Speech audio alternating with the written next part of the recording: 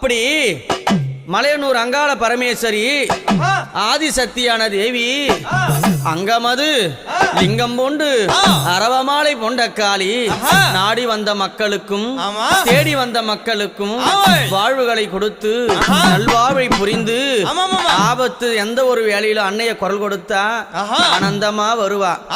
தீங்கது செய்யாமல் திமிராம பேசாமல் அவளை ஏதளப்பம் செய்யாது இருந்தான்னா அவகிட்ட எல்லா உத்தரவும் நடக்கும். தீங்கது பேசி அவளை எப்படி ஏதளப்பமா பேசினா ஒருத்தரையும் வாழ விட மாட்டா. நம்பியவருக்கு தெய்வம் அங்காளி. எப்படி நம்பியவருக்கு தெய்வம், நம்பாதவர்களுக்கு யாரு அம்மா? நம்பாதவர்களுக்கு அவளே மகா பெரிய பிசாசாவா. அப்பேர் கொண்ட சக்தி